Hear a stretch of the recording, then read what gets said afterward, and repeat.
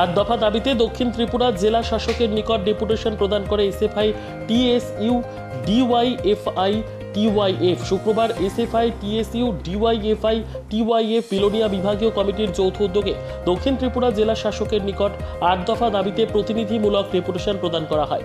বাম ছাত্র যুবদের এদিনের ডেপুটেশনে বিশেষ করে বিদ্যাজ্যোতি প্রকল্পভুক্ত স্কুলগুলির বিহাল অবস্থার কথা উল্লেখ করে প্রতিটি স্কুলে প্রয়োজনীয় শিক্ষক নিয়োগ করা, স্কুলের পরিকাঠামোগত উন্নয়ন করা, গোটা বিলোনিয়া মহকুমা অবৈধ নেশা ও জুয়ার কবলে পড়ে স্কুল কলেজ পড়ুয়া ছাত্রছাত্রী যুব সহ সমাজ বিভিন্ন অংশের বিভিন্ন পেশার মানুষ আসক্ত হয়ে পড়েছে। ধ্বংসের পথে নবপ্রজন্ম।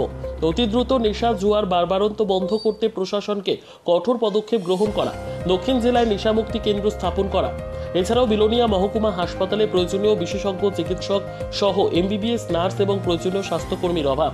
হাসপাতালের পরিষেবা একেবারে ভেঙে পড়েছে। অবিলম্বে বিলোনিয়া হাসপাতালে প্রয়োজনীয় ডাক্তার, নার্স, স্বাস্থ্যকর্মী নিয়োগ করা। গ্রামীণ এলাকায় বিভিন্ন রাস্তাগুলি সংস্কারের অভাবে মরণ ফাঁদে পরিণত হয়েছে। অবিলম্বে গ্রাম শহরের রাস্তাগুলি সংস্কার করা। দক্ষিণ জেলার 3টি মহকুমায় প্রতিটি মহকুমাতে একটি করে সিএনজি স্টেশন স্থাপিত করা সহ 8 দফা দাবিতে ডেপুটেশন প্রদান করে এসএফআই টিএসইউ ডিওয়াইএফআই টিওয়াইএফ। দক্ষিণ ত্রিপুরা জেলা শাসকের অনুপস্থিতিতে ডেপুটেশন গ্রহণ করেন দক্ষিণ জেলার অতিরিক্ত জেলা শাসক। অতিরিক্ত জেলা শাসক দাবিগুলির যৌক্তিকতা স্বীকার করে প্রয়োজনীয় ব্যবস্থা গ্রহণের আশ্বাস দেন বলে প্রতিনিধি দলের পক্ষ থেকে জানানো হয়। ডেপুটেশনে প্রতিনিধি দলে ছিলেন ছাত্র যুব নেতা মধুসূদন দত্ত, গৌতম সেন, সুকান্ত মজুমদার, রাকেশ বিশ্বাস, প্রসেনজিৎ বৈদ্য। জনগণের 8 দফা দাবিতে এসএফআই টিএসইউ ডিওয়াইএফআই টিওয়াইএফ এর আহ্বানে শুক্রবার বিলোনিয়া মহকুমার ভাতখলাতে হয় মিছিল ও সভা। আমরা 4টি বামপন্থী ছাত্র যুব সংগঠন, বিশেষ করে এসএফআই টিএসইউ ডিওয়াইএফআই টিওএফ, আজকে আমরা দক্ষিণ জেলা শাসকের নিকট এক ডেপুটেশনে মিলিত হই। মূলত 8টা মূল দাবি নিয়ে আমরা এই ডেপুটেশন প্রদান করি। উনি আমাদের দাবি সম্পর্কে তার যুক্তিকতা সমর্থন করেন এবং তার প্রয়োজনীয় উদ্যোগ নেবেন, তার প্রতিশ্রুতিও আমাদেরকে দিয়েছেন। মূলত যে দাবিগুলি আমরা রেখেছিলাম, 1 নম্বরে এই সময়ে আমরা রাখলাম বিদ্যাজ্যোতি স্কুলের যে ইনফ্রাস্ট্রাকচার তার ডেভেলপমেন্ট, অভিজ্ঞ শিক্ষক, বিশেষজ্ঞ শিক্ষক নিয়োগ করা, সেই বিদ্যাজ্যোতি স্কুলগুলির পরিকাঠামো উন্নয়ন করা ইত্যাদির বিষয়ে। 2 নম্বর যেটা রাখলাম আমরা, বিশেষ করে নেশা বিমুক্তি কেন্দ্র যেগুলি রয়েছে, integrated rehabilitation centre of addict, সেগুলির মধ্যে আমরা দেখতে পাচ্ছি পর্যাপ্ত পরিমাণে ডাক্তার থাকে না, ফিজিওথেরাপিস্ট অনেক জায়গাতে নেই, তারপরে নার্সের অভাব রয়েছে। অনেক সময় সেই কেন্দ্রগুলিতে এই সময় 2-1টা ঘটনা মৃত্যু পর্যন্ত হয়েছে। প্রশাসনিক সেই জায়গায় উদাসীনতা রয়েছে। অনেক টাকা সেখানে রাখে, কিন্তু টাকার যেইভাবে খরচা করেন তার জন্য তার কোনো নির্দিষ্ট স্টেটমেন্ট সেখানে দেন না।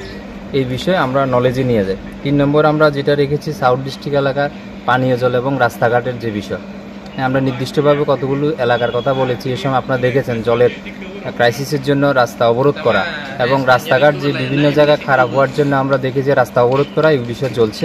বিশেষ করে গ্রামীণ এলাকায় যেগুলি প্রধানমন্ত্রী গ্রাম সড়ক যোজনা, সেগুলি যাতে দ্রুত সেই জায়গা সংস্কার এবং মেনটেন্যান্সের ভূমিকা নেয়, তার জন্য আমরা দাবি রেখেছি। 5 নম্বর আমরা যেটা দেখলাম, এই জেলার 3টা সাব ডিভিশন রয়েছে, সাবরুম, বিলোনিয়া, শান্তির বাজার, কোথাও সিএনজি স্টেশন নেই। অটো চালকরা সেই জায়গায় সিএনজির জন্য উদয়পুর গিয়ে সেখানে যেতে হয়।